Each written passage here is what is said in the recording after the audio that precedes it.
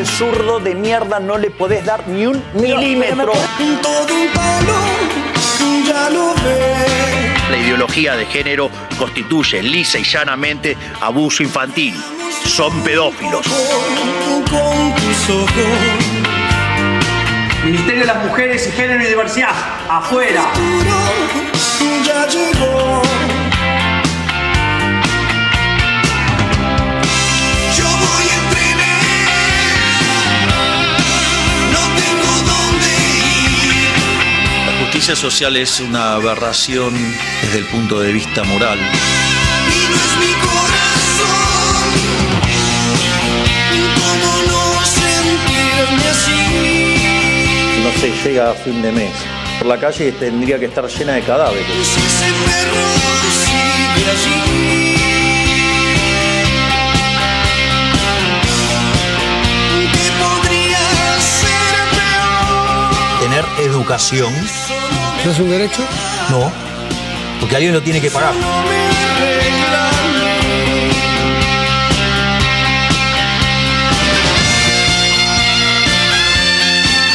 Están perdiendo la batalla cultural los zurdos de mierda. Por primera vez se ven acorralados los zurdos de mierda.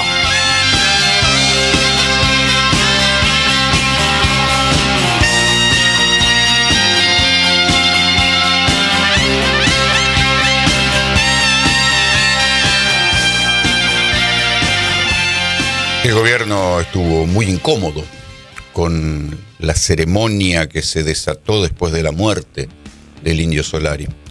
¿Por qué decimos que estuvo muy incómodo? Primero, bueno, obviamente el silencio. Milei, que es un señor de gatillo fácil para las redes sociales, todo el fin de semana estuvo callado respecto a la muerte del Indio Solari. Desde los sectores que rodean a Milei, intentaron primero rechazar, decir, bueno, no vamos a intervenir, como pensaban que esto iba a ser un episodio menor y que la muerte del Indio Solari iba a ser nada, como la muerte de tantos artistas populares en la Argentina. Y rápidamente, cuando los diputados de Unión por la Patria pidieron que se hiciera en el Congreso, el presidente de la Cámara de Diputados, Martín Menem, dijo, no, de ninguna manera, aquí por cuestiones de seguridad no se puede hacer.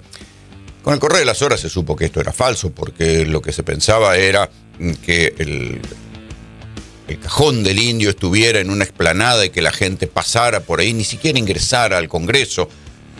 Había sido Cristina Fernández de Kirchner la que le había sugerido a la familia del Indio que pidieran el Congreso. El gobierno dijo no. La ciudad de Buenos Aires también estaba muy incómoda con el tema y dijo no, y además se vio que tanto en Plaza de Mayo como el Obelisco, el viernes y el sábado respectivamente, la policía de la ciudad, con excusas menores, demostró que tenía ganas de tirarle gas pimienta y algunos palazos a los ricoteros. Y así se llega a la situación del inmenso velorio que acaba de terminar a las 4 de la mañana en Avellaneda. Pero el gobierno estaba muy incómodo con esto. Pero cuando vieron la magnitud de lo que iba a ser esta despedida, se acercaron desde el entorno de Karina Milei, e incluso el propio Manuel Adorni llamó a Marcelo Figueras, esto lo contó él en una nota que escribió ayer en El Cohete a la Luna, lo llamó y Figueras ni atendió, digamos, porque querían acercarse de alguna manera para no quedar mal con la inmensa cantidad de gente que fue a despedir al Indio Solari. ¿Por qué querían no quedar mal? Porque sentían que en algún punto podía haber ahí gente que hubieran simpatizado o todavía simpatizan con el gobierno de Javier Milei. ¿Por qué? Porque también hay que entender que Milei logró ganar la atención de la gente haciéndose el rock and roll, el desmelenado, el que cantaba la renga. Uno puede, si compara looks y estilos, puede decir, bueno, Milei era el más rockero de los últimos presidentes. No lo podemos comparar a Alberto Fernández tocando la guitarra de traje con Lito Nevia. Eso remontaba más bien a un rock más tranquilo. Esto era el rock más popular, el que los Redondos hicieron penetrar en el suburbio. No era Macri, un hombre con actitud del rock and roll, cantando Queen y tragándose el bigote en su fiesta de casamiento. Tampoco era Cristina, a quien le llega el rock después un poco por lo que le van acercando los chicos de la cámpora, chicos en aquel momento, ya son cuarentones, ricoteros ahora, como buena parte de la gente que estaba despidiendo ayer al indio. Esto es la incomodidad del gobierno, se manifestó en silencio. Algunos de sus voceros, o intelectuales, como ellos mismos se consideran, demostraron que ven en los ricoteros, en el Indio Solari, en su identificación con el peronismo y con el cristinismo, y querían emprender un capítulo más de la batalla cultural, de esa batalla cultural de la que tanto habló y que tanto instaló el presidente Javier Milei desde que se presentó como candidato, es verdad, pero también no dejó de insistir en la batalla cultural, ni bien agarró la presidencia. Escuchen esto. Nicolás Márquez, uno de los biógrafos y tipo que no tiene cargo como funcionario, esto es respetable, pero es uno de los que se jacta de ser los intelectuales de la batalla cultural. ¿La batalla cultural contra qué es? Contra todo lo que se llame progresismo. Y viste el tonito burlón superado de estos muchachos que ellos dicen, nosotros vamos a sacar a la gente de la miseria. Bueno, por ahora no lo están sacando. El capitalismo es la única solución, el capitalismo salvaje es la única solución, salvaje digo yo, no ellos, es la única solución para todos los problemas. Bueno, por ahora en la Argentina no está sucediendo. Esta semana, este fin de semana, la estadística de la CAME demuestra que otra vez vuelve a caer el consumo sistemáticamente, y esto es lo que vive la población después de 2 años y medio de gestión de Javier Milei. Pero quiero volver al tuit de Nicolás Márquez, intelectual libertario. Reventó el empresario kirchnerista Carlos Solari, gran mercader en la industria de la rebeldía. Su producto jamás traspasó siquiera fronteras de países limítrofes, ni innovó jamás género musical alguno. Destila tanto odio que miente, ¿sí? Porque si Los Redondos nunca fueron a tocar por América Latina, ni nunca hicieron videoclips, es porque no quisieron, ¿sí? Y solamente con escuchar algunas de sus letras más famosas pueden entender cuando el indio decía, se burlaba de las bandas que andaban trepando radares militares, ¿sí? Porque ellos no quisieron ser parte de MTV en su momento, ni quisieron formar parte de la industria discográfica. Pero continúo con el tuit de la batalla cultural de Nicolás Márquez. Fue, en efecto, un original comerciante de cabotaje que vendía subversión a las masas carentes de identidad. Y este es un punto interesante, porque desde el punto de vista de la batalla cultural que encarnan los libertarios, todo tipo de protesta, todo tipo de reacción, de bronca frente a lo que está pasando es subversión, ¿sí? Entonces, si un jubilado protesta porque no le alcanza la guita, porque le cortan los medicamentos, no es una legítima protesta, es subversión. Si los universitarios salen a la calle a reclamar que el gobierno cumpla la ley y ponga los fondos que tiene que pagar, no es una legítima protesta. Fíjense que la frase legítima protesta, que otros gobiernos, incluso Macri, han mantenido y han considerado y han tenido en su vocabulario, estos no la tienen. Todo lo que sea protesta es sinónimo de o politización, que es lo que dicen de los universitarios, porque no pueden decir subversión de las universidades porque sería demasiado grosero, y sino de subversión. Todo lo que sea rebeldía, y sobre todo si es rebeldía de los sectores populares, ello automáticamente es subversión. ¿Cuál es la moraleja? Que hay que dejarse. ¿Te acuerdas la moraleja? El que no se deja. Bueno, esto es lo mismo. Hay que dejarse manejar, hay que relajarse, que Milei y los sectores concentrados, los 4 grandes ganadores de la economía, nos van a llevar a un destino venturoso. Sigo con el tuit de Márquez. Sus letras promovieron la droga, el lumpenaje, el satanismo. La verdad que no.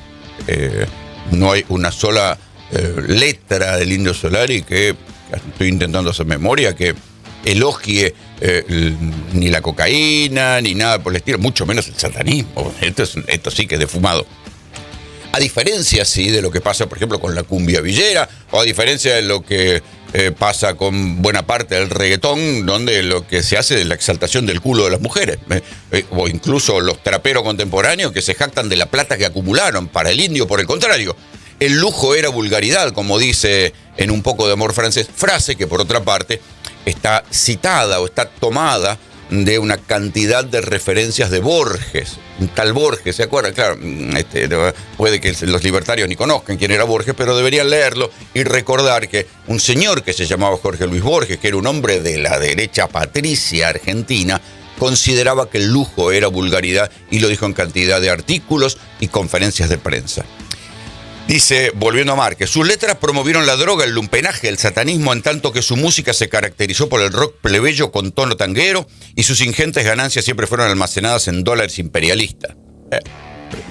Destila odio porque nunca me parece que tuvo ni va a tener nadie que lo vaya a despedir.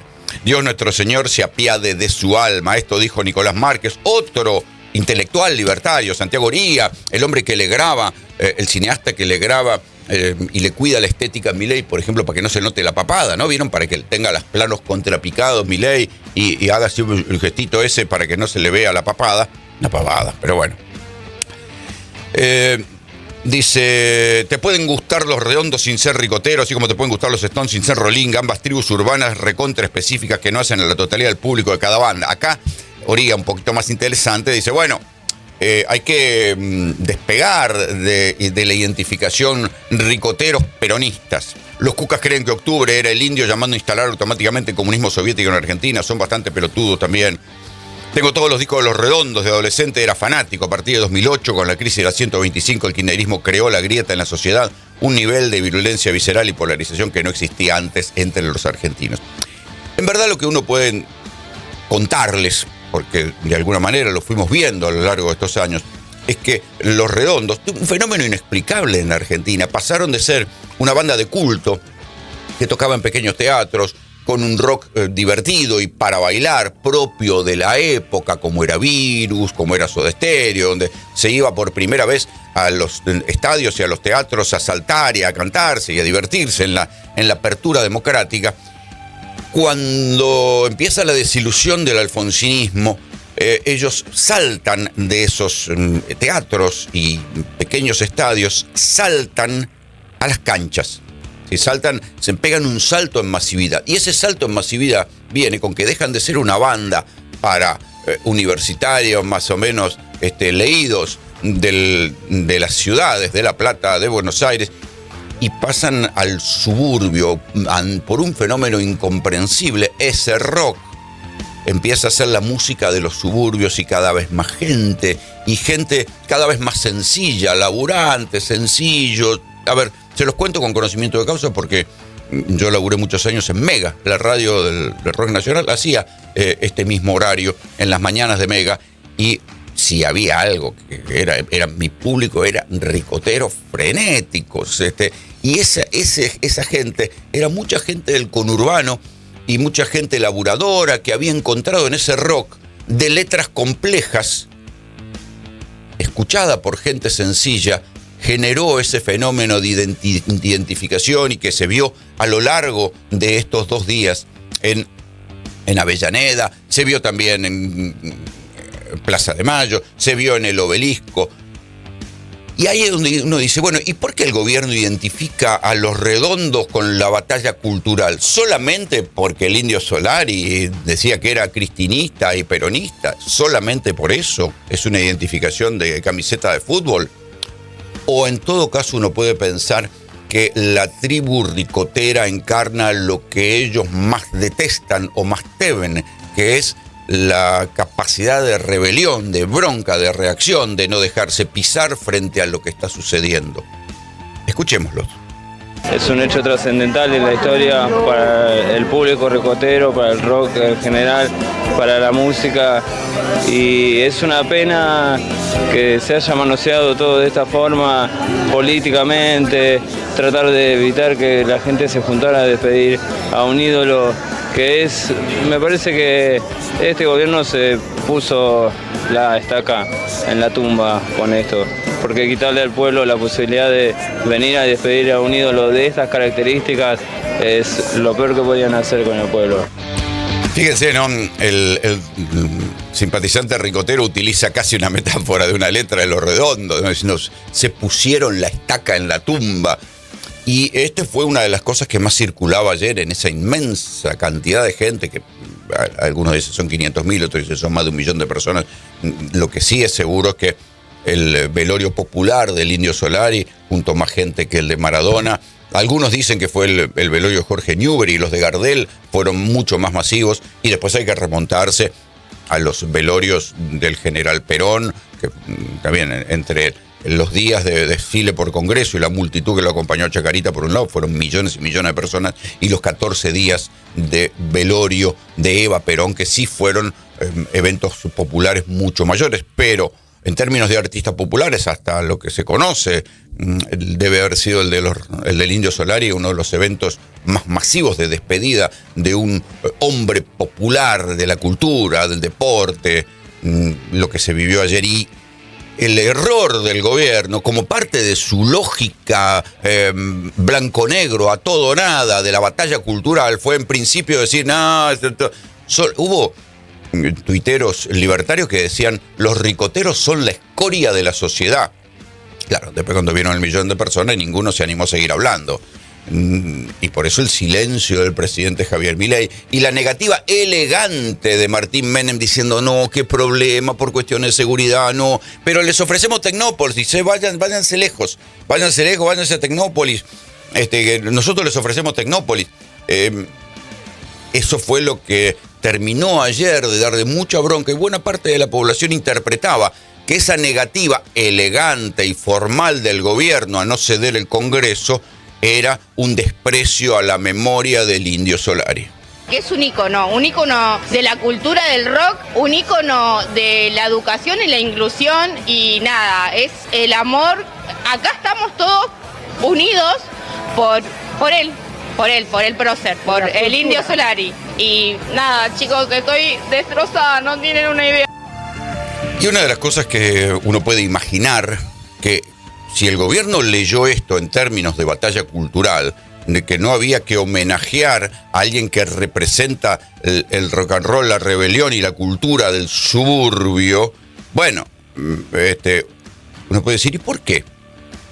Porque uno puede intuir o pensar de manera contrafáctica que buena parte de la gente que estaba ahí está enojada. Y no solo pensarlo, cada 2 por 3 aparecían los que pedían o Cristina Libre, o los que decían el indio era peronista, y también lo que uno puede imaginar que está en las antípodas de las cosas que Milei detesta, o los que deben estar criticando los recortes en el PAMI, porque buena parte de los ricoteros ya van entrando, como quien suscribe, van entrando en la tercera edad. Buena parte de los ricoteros jóvenes son universitarios o pasaron por la universidad pública y están viendo lo que está haciendo Milei con las universidades públicas.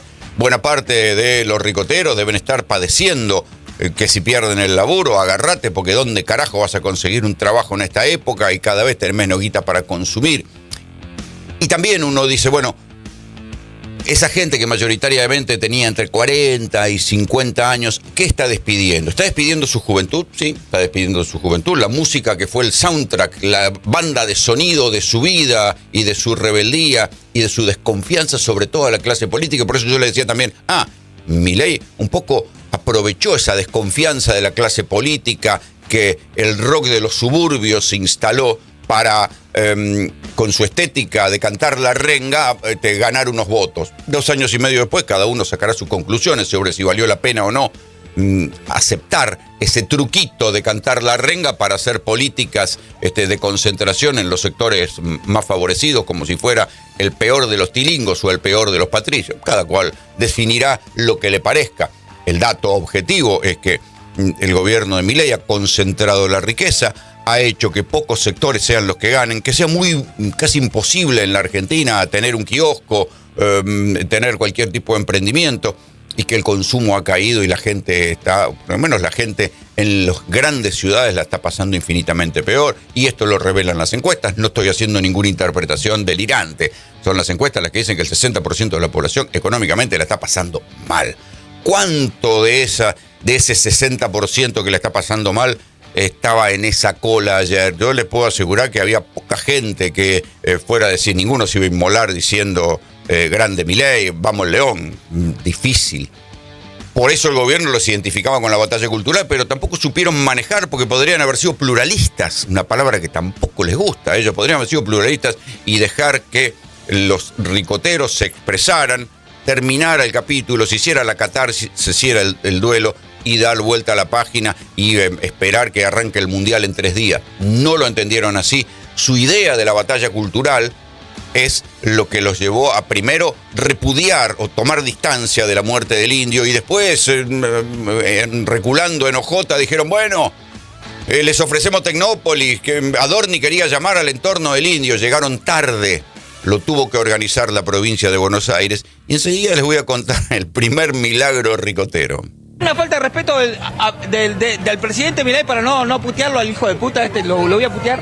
Una falta de respeto para un grande, porque mirá lo que es la multitud. Fue una falta de respeto para un grande, para un pequeño que es un loco que lo tenemos de presidente. Se cagó de risa del pueblo y se cagó al más grande, que es el indio.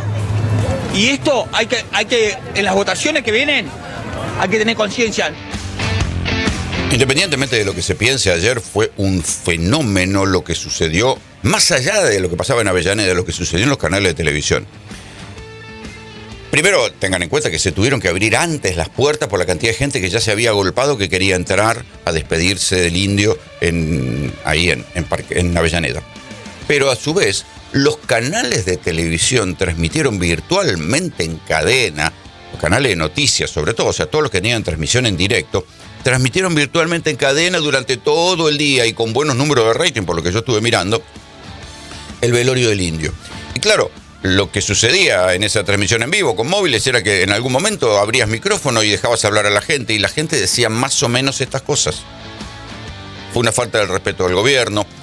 Y ahí uno dice, bueno, no entendieron nada. En lugar de dejar que se produjera la catarsis de una parte de la sociedad, tuvieron miedo y dijeron, no, estos negros nos van a romper todo. Entonces, no, mandémoslo lejos. Y entonces el gobierno, aunque decía y gesticulaban diciendo, no, les ofrecemos Tecnópolis, queremos tener un gesto de acercamiento con la familia, respiraron aliviados cuando se produjo el primer milagro ricotero. ¿Cuál es el primer milagro ricotero? Que en su bolsa de gato, que es el peronismo bonaerense, Máximo Kirchner, muy allegado a la familia del Indio Solari, de hecho se lo vio entrar a la casa del Indio Solari, tenía una relación personal. Esta es una especie de chumerío, tanta era la relación personal del Indio Solari con los Kirchner, que cuando a Cristina la dejan en domiciliaria y le inhiben todos los bienes, el Indio Solari hasta al ofrecer ayuda, hasta les ofreció dinero. Dijo, si ustedes necesitan plata para mantenerse, yo les puedo prestar guita. ¿Sí? O sea, este es el nivel de relación que tenían los Kirchner, Cristina y Máximo, con el Indio Solari y su familia. Máximo Kirchner va a la casa del Indio Solari, está ahí en los momentos inmediatamente posteriores a la noticia de la muerte, y entonces, cuando ve que Martín Menem dice no va a ser en el Congreso, hubo horas donde la familia iba escribiendo en las redes sociales oficiales del Indio, que bueno, que no se sabía, que esperen, que no se sabían, que no iba a ser en Parque Leluar para que la gente no se zambullera sobre la casa. Y entonces se produce el primer milagro ricotero porque Máximo levanta el teléfono y habla con Axel Kicillof, que hoy por hoy es su némesis, están archipeleados, su enemigo, disputan el espacio de la interna del Partido Justicialista. Acuérdense la pelea, si tenían que ir en las elecciones se tenían que hacer desdoblazos, se tenían que hacer juntas, bueno, todas esas cosas que al común de los mortales nos aburren, bueno, son las que a ellos los desviven y por las cuales se pelean y se dejan de hablar. Bien. Máximo Kirchner habló con Kicillof. Kicillof dijo, che, mira, yo la verdad que hice un montón de actos ahí en Avellaneda, en donde hay un polideportivo. Y claro, el problema es que después había que hablar con Ferraresi, que también está ultra peleado con Máximo Kirchner. Y entonces finalmente se produjo el milagro ricotero y los que estaban ultra peleados finalmente hablaron, se pusieron de acuerdo y se hizo en ese polideportivo de Avellaneda, donde hubo a lo largo de todo el día más o menos 20 a 25 cuadras de cola de gente para ir a ver al indio. Y esto quedó que el peronismo bonaerense, Kicillof, Ferraresi, La Cámpora con Máximo Kirchner lograron organizar y que sucediera en paz lo que el gobierno había despreciado o había temido o había imaginado que iba a ser un quilombo, sin que hubiera policía a la vista, porque no había policías a la vista.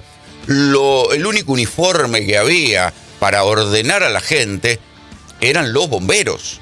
Y recién a la salida se veía que había algunos policías, pero la gente se ordenó sola, no se reportaron incidentes y del otro lado de la General Paz, en el suburbio, esos muchachos, la tribu ricotera, que para los libertarios son la escoria de la sociedad, dieron un ejemplo cuando millones de personas sin ningún tipo de incidente fueron a despedir a su ídolo.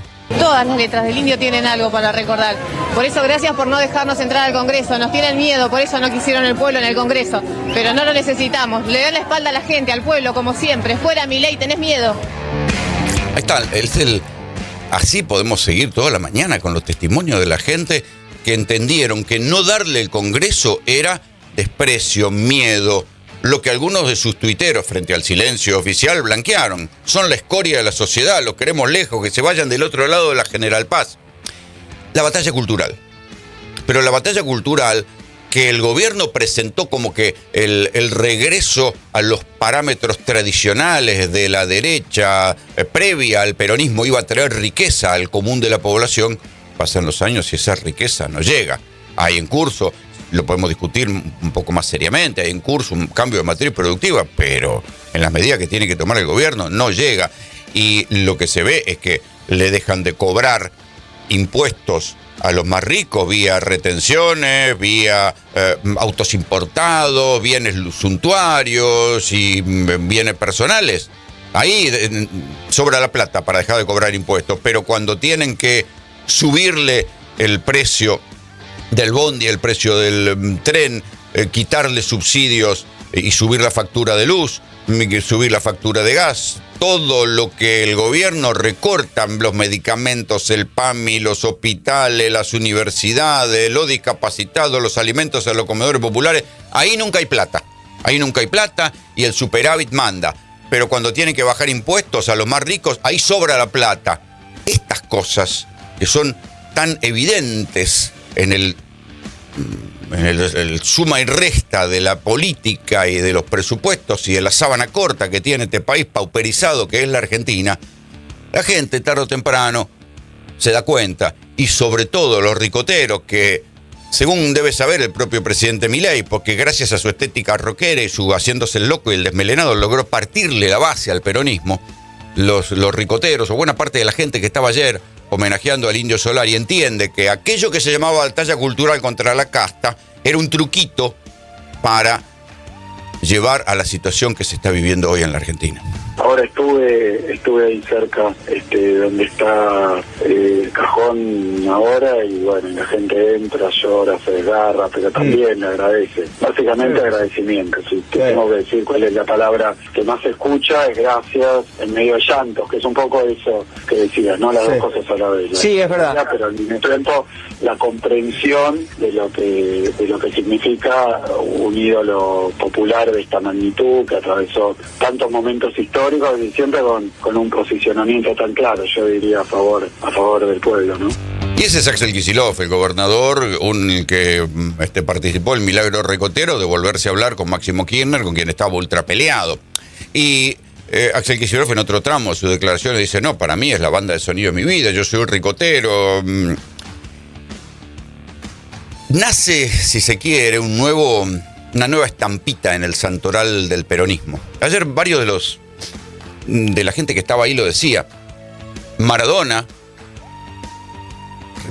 acuérdense la frase de Adorni, que cuando hubo un día del zurdo en una conferencia de prensa se quiso jactar de, cuando le recordaron, Maradona era zurdo, dijo, como queriendo decir, ¿quién es Maradona? ¿Quién? ¿De qué me hablan? Bueno, estas pelotudeces que hacen en pos de la batalla cultural, recuerda también que para las simplificaciones, dijo, Maradona era peronista y hubiera estado contra Milei y qué sé yo, estas cosas. Entonces la estampita de Maradona va al santoral nacional y popular o al nuevo santoral del peronismo. Ahora se agrega la del Indio, ¿no? Porque ayer buena parte de los testimonios, los más politizados, había incluso los que pedían Cristina libre, pero decían, el Indio es peronista, el Indio es peronista, el Indio era peronista. Anda a saber si el Indio era peronista. En todo caso, cuando allá por los finales del alfonsinismo parecía más bien un tipo de la izquierda más radicalizada, que reivindicaba en octubre el clima de revolución, de la revolución soviética, qué sé yo, anda a saber. Pero es verdad que el Indio en el final a partir sobre todo de los 50 años, se identificó mucho más con el kirchnerismo y tenía una relación personal con Cristina Fernández de Kirchner. Pero en cualquier caso, la interpretación va a colocar al Indio Solari en un lugar del santoral, del nuevo santoral peronista. A las nuevas generaciones no les vas a poder hablar de Perón y Evita, que son figuras míticas que ya nadie conoció ni vivió esos tiempos, ni siquiera sus abuelos de los pibes de hoy. Pero sí les vas a poder hablar del Indio, les vas a poder hablar de Maradona. Y tal vez algunos, ahí un poquito más abajo, algunos van a colocar al Papa Francisco, que en definitiva era un gran defensor de algo que como parte de la batalla cultural al gobierno le cae también como una patada en los dientes, que es la justicia social. ¿Sí? Buena parte de la batalla cultural del gobierno está concentrada en mear todo lo que se llame justicia social. Ustedes lo acaban de escuchar en el comienzo del RPM, las frases de Milei contra la justicia social, que es lo que ahora, y desde Francisco con más énfasis, pero también el nuevo Papa, quieren defender la justicia social frente a la cultura del descarte, que es lo que parece que Milei, sin decir, promueve la cultura del descarte.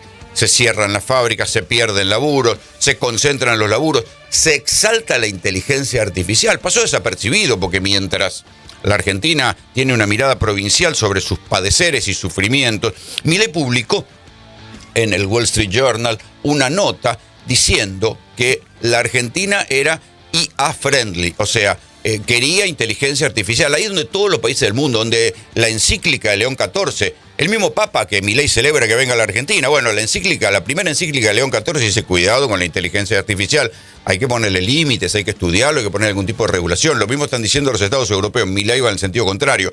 Publicó en el corazón del diario financiero de los Estados Unidos un artículo diciendo vengan a la Argentina, acá no va a haber ningún tipo de regulación para la inteligencia artificial. Es más, en el artículo dice algo que yo en un momento pensé que era un delirio, pero lo vuelve a decir y se compromete internacionalmente, que la Argentina, en función de una ley que acaba de mandar Milei, y ya sabemos que tienen mayoría en ambas cámaras, y no es que precisamente los diputados del mileísmo son intelectuales librepensadores, más bien son tarotistas, influencers, gente que levanta la mano, cualquier cosa que le diga el presidente, se va a aprobar una ley donde va a haber empresas no humanas. Yo digo, ¿qué carajo es una empresa no humana? Sí, efectivamente, va a haber empresas no humanas, dice el texto, a ver si lo tengo por acá, porque así, para que vean que no estoy fumando cosas raras a esta hora de la mañana. Dice el texto que va a haber empresas no humanas. Y uno dice, pero ¿y quién es el responsable de una empresa no humana? Si una empresa no humana se dedica a lavar plata, ¿quién va preso? Ah, es una empresa no humana. Por supuesto, va de suyo, que dice, no, de que se dediquen a actividades lícitas. Empresas no humanas manejadas por inteligencia artificial. ¿En serio? ¿Qué es esto? Bien. Todo esto es lo que promueve el presidente Javier Milei. Frente a la cultura del descarte, Milei promueve las herramientas que van a facilitar el descarte de la gente. Esa es la batalla cultural. Como cuánto de la manifestación y de la gente que fue a llorar por el Indio Solari no fue también una manifestación de resistencia frente a la batalla cultural que promueve el gobierno. ¿Acaso no habremos visto una manifestación de resistencia de gente que se empieza a decir, che, no está tan bueno esto de la batalla cultural del gobierno, porque el gobierno va contra las cosas que el propio Indio Solari no hubiera defendido nunca? O sea, el gobierno va contra la justicia social, va contra las universidades, promueve la inteligencia artificial sin ningún tipo de control. Eso es lo que hubiera querido el Indio. También hay que decir que el Indio lo llamaba Milei enano con motosierra. Yo creo que hubo un no entendimiento por parte de los que nos gobiernan de lo que significó y lo que significa el Indio Solari en una gran mayoría de los argentinos, más allá de las edades, de las clases sociales, atravesó generaciones y generaciones. Es indiscutible lo que el Indio fue en la vida de casi todos nosotros, y seguramente ayer hablaba con mi viejo, digo, de un montón de generaciones. Entonces, al no entender lo nacional y popular, al no entender esa cosa que no se puede explicar muchas veces, que son los sentimientos hacia un club de fútbol, son los sentimientos, bueno, incluso partidarios, los sentimientos que no se explican racionalmente, y eso creo que es lo que no entienden, no comprenden al pueblo argentino. Quien habla es Florencia Cariñano, diputada de Unión por la Patria, que hace el énfasis en eso. No entienden los fenómenos populares que no se pueden explicar explicar y que los ven con desconfianza, o como dicen sus tuiteros, son la escoria de la Argentina. ¿Quiénes son estos muchachos a quienes ellos en privado llaman los negros, que van y hacen horas y horas de cola y que no están con un teléfono tuiteando, van y lloran ahí en persona? ¿Quiénes son? ¿Quiénes son esas multitudes que fueron a llorar a un tipo que encarnó la cultura de la resistencia y de resistir pero también disfrutar? Otro de la gente que andaba por ahí ayer en el velorio decía: acá es una fiesta, está el indio, está la música del indio, hay chori, hay asado, hay fernet, iconografía de los consumos populares que vinculan con la fiesta en la Argentina. Los diarios internacionales miraban con estupor cómo era posible que hubiera una despedida de miles y millones, no sé, 500.000 personas, pongámosle por el cálculo más bajo, que desfilaron ayer durante un día y medio y no lo conocían afuera. ¿Quién era ese señor llamado Indio Solari que pudo congregar 500.000 personas en su velorio si no se lo conoce afuera? No era Messi, no era Maradona, no era conocido internacionalmente y sin embargo 500.000 personas fueron a llorarlo. El propio gobierno inscribió la muerte del Indio Solari en su silencio, en su indiferencia, pero en el sincericidio de algunos de sus voceros, en la batalla cultural. No es lo que nosotros queremos. Algunos dicen cometieron un error porque no se dieron cuenta que tal vez, seguramente entre esa gente había gente que lo votó a Milei como parte del, bueno, que se vaya toda la mierda y este es un loco y por lo menos veamos qué pasa con este loco. Pero haber tomado distancia, haber hecho gestos de repudio sobre lo que significaba la cultura ricotera, queda ahora sí inscrito en el marco de la batalla cultural, donde el gobierno se pone de un lado y los ricoteros quedaron del otro. Después de haber pasado un tiempo donde obviamente se me aconsejaba cerrar la boca, no enfrentarme a Milei o al gobierno o a la gente que me agredía, que con tal de, no sé, de continuar con su sesgo, necesitaba tener lo que llaman batalla cultural. Pero se equivocaron porque miren, la gente no es boluda. Y quien habla es Lali Espósito, otro de los blancos de la batalla cultural del presidente Javier Milei. Yo se los conté muchas veces, pero cuando uno mira en paralelo y lee los diarios sobre las cosas que hace Donald Trump y las cosas que hace Javier Milei, se puede parafrasear tranquilamente al personaje de Esperando la Carroza cuando decía: esta hace fideos, yo hago fideos, ella hace fideos, yo hago puchero, ella hace puchero. Bueno, esto es lo mismo. Donald Trump se pelea con Taylor Swift. Los estrategas comunicacionales del presidente Javier Milei, qué casualidad, eligieron pelearse, ni bien asumió el presidente Milei, con Lali Espósito. Taylor Swift es la feminista más conocida de los Estados Unidos, no es que es una gran feminista trotskista, digamos, es una feminista que estuvo cercana al ni una menos, defiende el derecho al aborto en los Estados Unidos, y Trump la tomó de blanco, pese a que había sido su gira, el Eras Tour, significó una reactivación económica en los Estados Unidos. Subió algunas décimas del bruto PBI de los Estados Unidos una gira de Taylor Swift que movilizó gente y reactivó turismo en lugares insospechados. Entonces, claro, Donald Trump elige enfrentarse con ella y la atacó permanentemente. Primero fue con ella, después fue con Bruce Springsteen. Elige enfrentarse a los artistas populares porque en esa polarización siempre tiene algo para ganar. Estrategias. Milei hizo lo mismo. Se enfrentó con Lali Espósito. Y Lali Espósito dice: yo me mantuve callada y lo que había eran mensajes, ¿no? Digamos, ese tema que se llama fanático, que se convirtió en una especie de cantito que se hacían las marchas y las alumnas de las escuelas de danza hacían un acorio con el tema fanático y hacían intervenciones. Y Lali Espósito, este sábado, mientras la gente lloraba por el Indio Solari, hizo uno de sus conciertos en River y dijo esto. O sea, identificando la cuestión de Milei y sus ataques con los de la batalla cultural. El mismo modo, ayer fue el Día del Periodista y así como Donald Trump primero empezó a decir no odiamos lo suficiente a los medios, Inmediatamente después arrancó el presidente a decir no digamos lo suficiente a los periodistas. Yo hago puchero, ella hace puchero. Yo hago ravioles, Ahí ella hace está, ravioles. muy bien, Josué, muy bien, ahí está. Era China Zorrilla, ¿no? La que decía esto.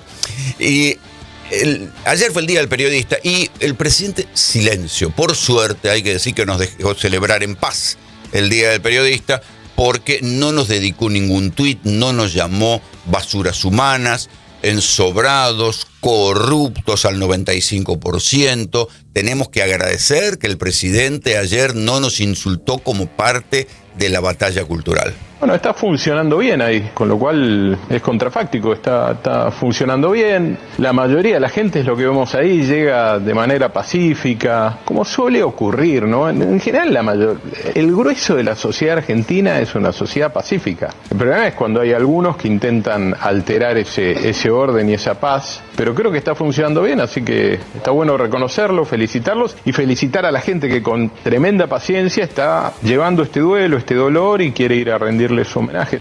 Y el jefe de gobierno de la Ciudad de Buenos Aires se dio cuenta que esto era algo importante, ¿no? Y fue el primero del espacio no peronista a salir a reconocer, no, la gente está tranquila. Claro, no fue lo que sucedió aquí en Ciudad de Buenos Aires, donde con la excusa de, teléfono para la policía, no se le puede echar al jefe de gobierno la culpa de lo que sucede en la Ciudad de Buenos Aires, pero los policías se pasaron de celosos el viernes pasado y le tiraban gas pimienta a la gente porque decían que pisaba el pasto en Plaza de Mayo. Los querían echar del pasto. El protocolo antipiquete dice que no tienen que cortar las calles. En las plazas que no pisaran el pasto a los ricoteros que estaban ahí, que se habían convocado espontáneamente. Y en el Obelisco con la excusa de que habían instalado parrillas. Lo que no se entiende por qué lo hicieron. Pero después, frente a la multitud que fue a Avellaneda, el jefe de gobierno, Jorge Macri, dijo, bueno, salió todo perfecto, la mayoría de la población es tranquila, algo que habitualmente no se dice, ¿sí? Por lo menos desde el espacio no peronista. El peronismo exalta a las multitudes y considera que el pueblo siempre tiene razón. Los espacios no peronistas y desconfían un poco de la gente y desconfían de las multitudes porque temen que en algún momento esa gente los empiece a putear. Jorge Macri fue el primero en salir a reconocer que lo de ayer había salido bien. Independientemente de que le vaya bien, hay un loco del presidente, hay alguna cosa, no sé si un loco o un loco que es mascarón de proa de algún interés, si él lo sabe, si no lo sabe. Yo nunca pensé que un tipo con una motosierra, hasta es simpático, pero que ese tipo fuera a llegar a presidente, que pasara todos los filtros. Esa gente cumple un rol hasta que lo cuelgan boca abajo en una plaza. Que no sé si nuestro pueblo ya lo ha hecho y no fue bien. Es difícil sacarle el poder a los poderosos porque tienen... Pero esto no puede terminar bien. No. Yo también pienso lo mismo. Y el indio tenía Parkinson, pero no estaba mal de la cabeza, Por lo menos no da para pensarlo cuando uno lo escuchaba hablar en esta entrevista sobre Milei, una entrevista que dio en una radio opinando sobre Milei. Son las últimas palabras y su último análisis político. En otro tramo, en otra entrevista lo llamó a Milei el loco con la motosierra. Seguramente mucha gente que fue ayer a despedirlo habrá votado por el presidente, pero es el propio presidente el que inscribió esto en la batalla cultural. Y del otro lado había ayer mucha gente en algo que uno puede interpretar como una despedida, pero también como un acto de resistencia. Es un